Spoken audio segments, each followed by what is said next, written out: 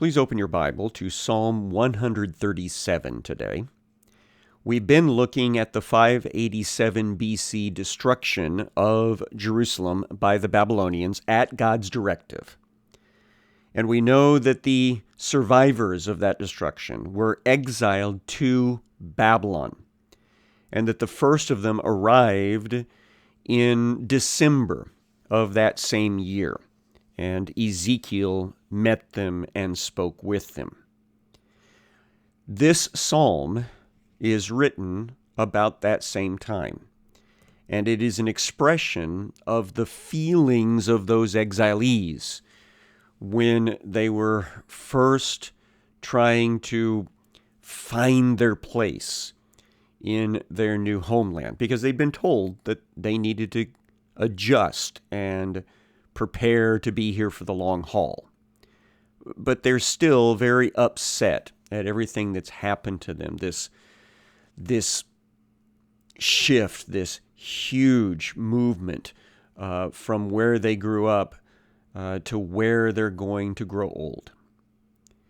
And one of the things that probably happened, which prompted this psalm, is that the people living already in the region that they were moved to wanted to know about their past culture and wanted to hear some of the things that were part of that culture, including the songs. And so this psalm starts with an objection to sharing their past culture in this new place. Psalm 137. By the waters of Babylon, think about the Euphrates River, the Tigris, and all the canals that were part of that whole tributary system. By the waters of Babylon, there we sat down and wept when we remembered Zion. On the willows there we hung up our lyres, for there our captors required of us songs, and our tormentors mirth, saying, "Sing us one of the songs of Zion." So the psalmist says, we hung up our musical instruments on the trees by the rivers because we didn't want to play them. The people who had brought us into exile wanted us to sing some of the songs of our homeland, but we couldn't do that. Verse 4, how shall we sing He Who Is' song in a foreign land? Now there's a little bit of irony in that verse, because one of the reasons for the exile is because they were not properly worshiping He Who Is back in Judea. They were desecrating His name in His temple. And so all of that has been removed, and they have been removed. But the idea here is, why should we sing the songs of our culture in the land of our exile? Then they start singing about the land they left. If I forget you, O Jerusalem, let my right hand forget its skill. So if I forget the place where I came from, may I forget how to play the lyre. Let my tongue stick to the roof of my mouth, if I do not remember you, if I do not set Jerusalem above my highest joy. You know, we have a saying that absence makes the heart grow fonder. And so this idea of the exilees now wishing that they could get back to Jerusalem is not all that surprising. And actually we have prophecies that indicate this time out, if you will, of the exile is going to bring about repentance of sin so that the people will be better prepared to go back and restart their Jewish culture again back in the Promised Land. At this point, the psalm shifts to a psalm of cursing. It's an imprecatory psalm, as we have talked about before. Imprecatory, just a fancy word for talking about putting a curse on someone and talking bad about them because you're angry. And so this is a venting portion of the psalm. Verse 7, remember, O he who is against the Edomites, the day of Jerusalem, how they said, lay it bare, down to its foundations. We've seen already a couple of different places in the prophecies that Edom was going to be coming under God's curse because they were cheering on the destruction of Judea and Jerusalem and the temple. And so that gets mentioned here in this psalm. But that judgment is yet future. Verse number 8, O daughter of Babylon, doomed to be destroyed, blessed shall he be who repays you for what you've done to us. And we also have seen this. People are angry about the Babylonians' role in the destruction and in the exile. And so they vent toward the Babylonians. And God has also said the Babylonians will be judged. They will be taken out by the Persians in the cycle of time as we move forward. But just how angry the people writing this psalm are at this moment can be seen by verse number 9. Blessed shall he be who takes your little ones and dashes them against the rock. This is a sort of imprecatory psalm which wishes harm against the children of those that did the exiling, did the destruction. And we know that something like this probably happened against the Judeans by the Babylonians whenever there was resistance to the exile itself. So it's basically a prayer, a curse directed toward God as a petition of a curse against Babylonians and Edomites. When we see other imprecatory psalms, we know that they are typically then followed up with, but not my will, but yours be done. That is, whatever you think is best, Lord. It's interesting that this psalm doesn't wrap up that way. So this is an expression of great anger at the situation of being taken to Babylon from Judea amidst great destruction. And we should take it at face value for that and let the Lord deal with the people who prayed it. Now, let's go to Ezekiel chapter 32. This is a historical passage, starts with a date. In the 12th year, in the 12th month, on the first day of the month. So this would be New Year's Day in the spring of the year end for the Jewish people, in the year of the exile, in the year of the destruction of Jerusalem. The dating is right in the middle of December. No, that's not right. In the middle of February of 586 BC, because the Jewish year overlaps our calendar years that we use. Son of man, raise a lamentation over the Pharaoh, king of Egypt, and say to him, we know that the Egyptians had been involved in an attempt to stop the Babylonians from coming against Judea and against Jerusalem, and God had slapped them down through the Babylonians because this is all God's judgment.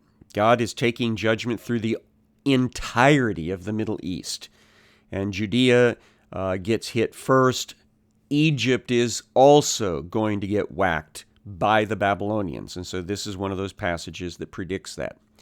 It continues in the verse, you consider yourself a lion of the nations, but you're like a dragon in the seas.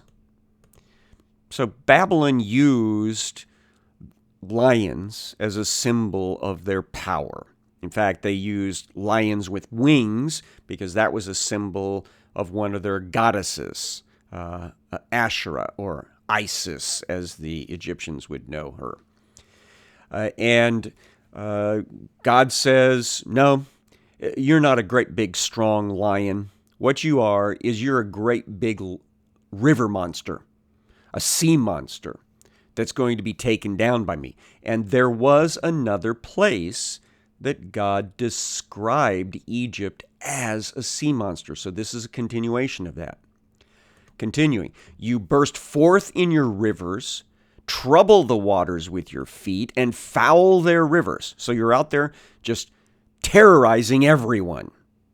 Verse 3, thus says he who is God, I will throw my net over you with a host of many peoples, and they will haul you up in my dragnet. So God says, I'm going to send a mass of peoples of mixed ethnic backgrounds, which the Babylonians had allies that were involved in all of this military activity with them. So it's a mixed group that's going to be coming against Egypt eventually.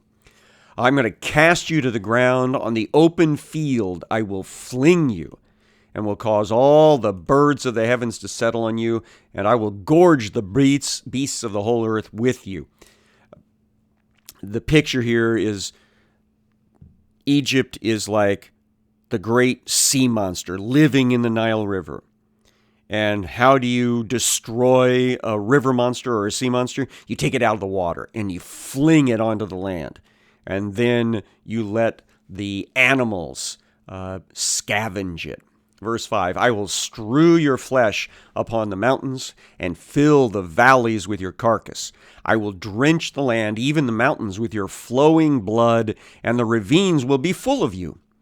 When I blot you out, I will cover the heavens and make their stars dark. I will cover the sky with a cloud, and the moon shall not give its light. All the bright lights of heaven I will make dark over you and put darkness on your land, declares he who is God. This language of darkness and disaster is common with a culture-ending event being predicted in Scripture. Now, we are quite used to thinking of it in connection with the ultimate culture-ending event, which is the second coming of Jesus and the final 3.5 years before that, known as the Day of the Lord. But this here has more to do with how Egypt is about to come into a crisis of its own, and the Babylonians are going to be coming in the midst of all of that and cause a lot of trouble and bring a lot of disaster, and it'll all be judgment for their sinful activities over the generations. Verse 9, I will trouble the hearts of many peoples when I bring your destruction among the nations, into the countries that you've not known. I will make many peoples appalled at you, and the hair of their kings shall bristle with horror because of you when I brandish my sword before them. They shall tremble every moment, every one for his own life, on the day of your downfall. So the destruction of Egypt, the taking down of what used to be the ancient powerhouse of the lower Middle East, is going to surprise everyone. Verse 11, for thus says he who is God, the sword of the king of Babylon shall come upon you. Very precise, very specific. The Babylonian king, Nebuchadnezzar, is going to be the one that will be coming soon to the Nile Delta. And you remember when Jeremiah was kidnapped and taken off to the Nile Delta, God had him put some little hidden stones at the palace there at Tahpanhes as a marker for where King Nebuchadnezzar's portable throne was going to be placed when he comes into the Nile Delta to cause trouble. Verse 12, I will cause your multitude to fall by the swords of mighty ones, all of them most ruthless nation. They shall bring to ruin the pride of Egypt, and all its multitude shall perish. I will destroy all its beasts from beside many waters, and no foot of man shall trouble them any more, nor shall the hoof of beast trouble them. Then I shall make their waters clear, and cause their rivers to run like oil, declares he who is God. There's a desolation that's coming. at least a partial depopulation for a period of time is going to happen. It's not detailed very much in the secular histories, but it's predicted quite often in the prophecies that we've been looking at in this time period. The Babylonians were in a habit of taking conquered peoples into exile. So when Nebuchadnezzar takes over the Nile Delta area, it's not going to be surprising at all that he is going to move the population out of there to someplace else. And that's what's being predicted. But what's also being predicted is that that'll be reversed eventually by God. He will bring the Egyptians back. Verse 15, when I make the land of Egypt desolate, and when the land is desolate of all that fills it, when I strike down all that dwell in it, then they will know that I am he who is. And this is the lamentation that shall be chanted. The daughters of the nations shall chant it. Over Egypt, over all her multitude shall they chant it, declares he who is God. So people will be bawling their eyes out and singing sad songs, all about the desolation of Egypt that will take place under the Babylonians. Now, a few days later, a couple of weeks later, there is another prophecy that God gives to Ezekiel regarding Egypt. This is verse 17. In the 12th year, in the 12th month, on the 15th day of the month. So now we're in February of 586, the last part of it. And it says here, the word of he who is came to me, Son of man, wail over the multitude of Egypt, and send them down, her and the daughters of majestic nations, to the world below, to those who have gone down into the pit. Now, we've been talking about exile. This is talking about death. Going down into the world below, going down into the pit, that's poetic language about death. So there's going to be a lot of death taking place in Egypt at the hands of the Babylonians very soon. Verse 19, whom do you surpass in beauty? Go down and be laid to rest with the uncircumcised. So God's curse is on Egypt as well, and people are going to die underneath the judgment. They shall fall amid those who were slain by the sword. Egypt is delivered to the sword, drag her away, and all her multitudes. The mighty chief shall speak of them with their helpers out of the midst of Sheol. Oh, they've come down, they lie still, the uncircumcised slain by the sword. So the picture here is of the already dead people, dead unrighteous people, judged people apparently, the strong men of ages past that have been under the judgment of God. They're basically in Sheol, the place of the undead spirits, or the place of the dead spirits. And these guys are saying, come on down with us. Come on down here. Verse 22, Assyria is there, and all her company, its graves all around it, all of them slain, fallen by the sword, whose graves are set in the uttermost parts of the pit, and her company is all around her grave, all of them slain, fallen by the sword, who spread terror in the land of the living. Now you might remember that Assyria was the last great empire.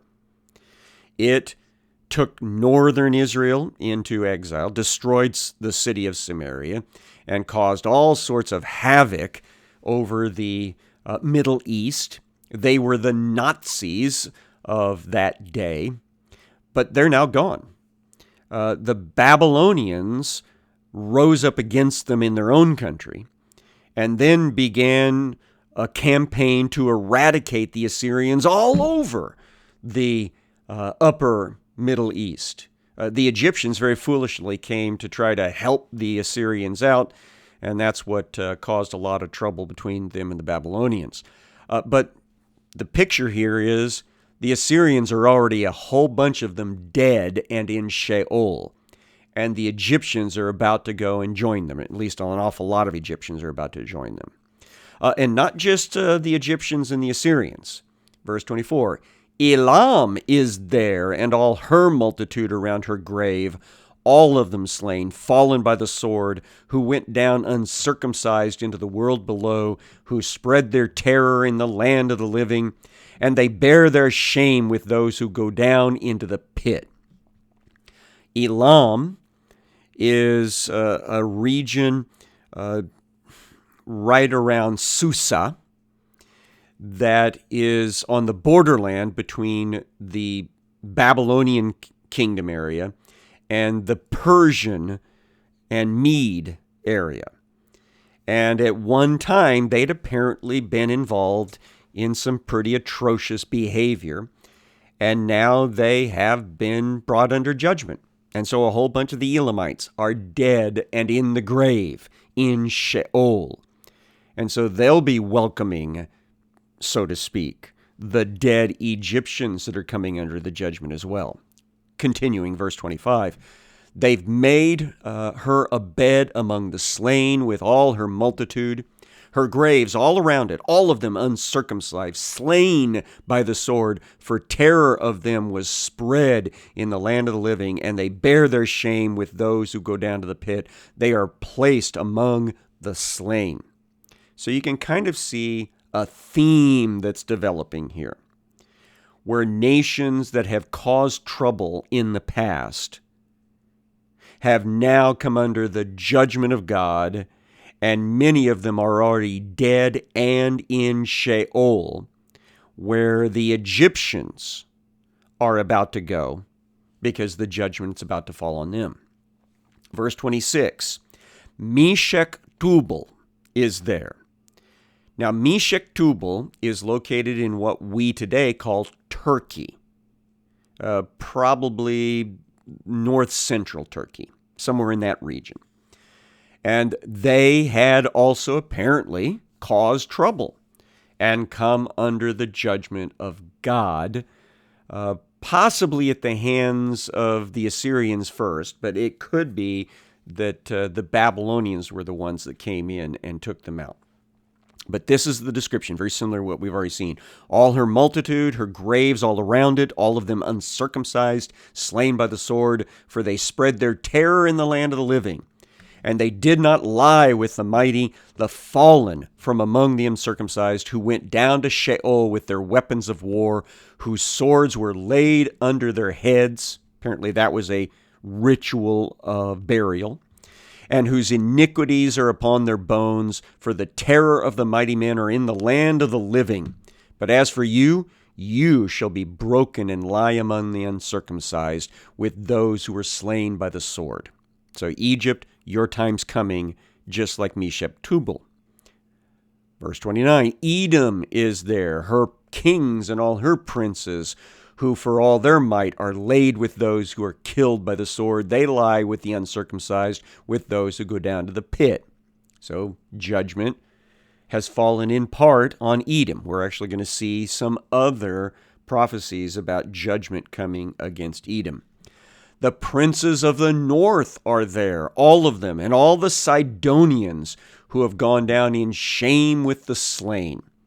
So these are places north of the Holy Land, so Tyre, Sidon, Beirut, and the places that are in the western portion of Mesopotamia. These all came under judgment in the past, and their dead are in Sheol. For all the terror that they caused by their might, they lie uncircumcised with those who are slain by the sword, and bear their shame with those who go down to the pit. When Pharaoh sees them, he will be comforted for all his multitude. Pharaoh and all his army slain by the sword, declares he who is God. Now there's a tongue-in-cheek element to this.